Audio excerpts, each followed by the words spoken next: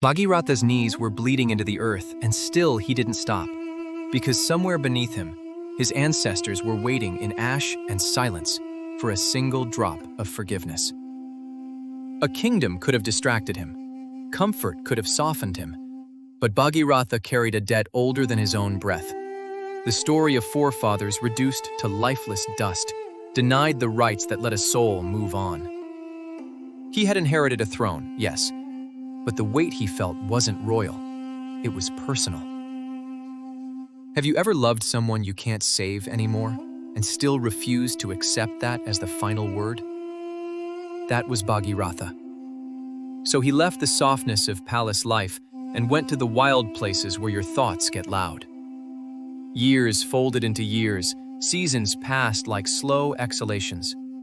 He stood in cold rivers, held his arms up until they shook, fasted until hunger became a distant rumor, and he prayed. Not like a performance, like a chain being pulled, link by link, out of the dark. At last, the heavens answered. Ganga would descend. But the promise came with a terrifying condition. Ganga is not a gentle stream when she is still celestial. She is force. She is the roaring memory of glaciers and storms and creation's first flood. If she fell directly on the earth, she would smash it, split it, drown it. Bhagiratha's request had become a danger to everyone. So he turned again, this time to Shiva. And Shiva listened. Not as a favor, as a responsibility. Because the divine doesn't just grant desires, it catches the consequences. The sky darkened in an unnatural way, as if blue itself was being pulled back like a curtain. Wind rose and then stopped, the kind of stillness that comes right before a disaster. Bhagiratha stood on the mountain edge, hair wild, eyes fixed upward. Fear tried to climb into his throat. What if this was too much? What if devotion had asked for more than the world could bear? Then, the spectacle. Ganga descended like a white roaring rope from the heavens. Not a drizzle, not a river. A living torrent, a screaming ribbon of water light, as if the sky had been torn open and its brightness was pouring out. It came down with the violence of destiny arriving. And right at the point where it should have ended everything, Shiva lifted his head. He didn't flinch. He caught the river in his hair.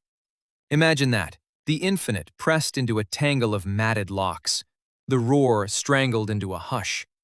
The flood paused, trapped and swirling, like a wild creature suddenly held by an unmovable hand.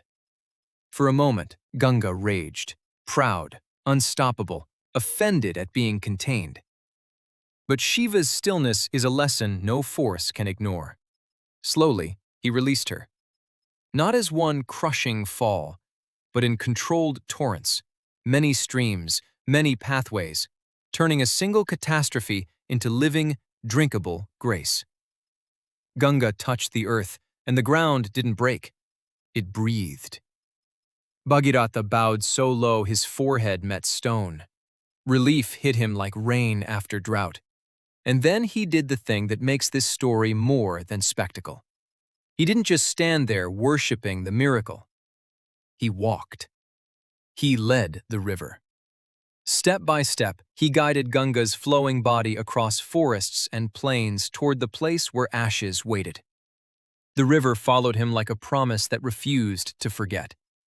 And when Ganga finally reached the silent remains of his ancestors, the water didn't just wet the ground. It redeemed. It carried prayers into places prayers couldn't reach alone. That is Bhagiratha's true power. Not that he commanded a river, but that he refused to let love end at death.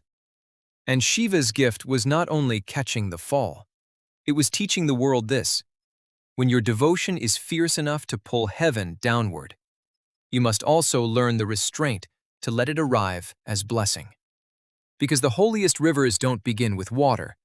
They begin with a human being who won't stop praying until mercy has a path.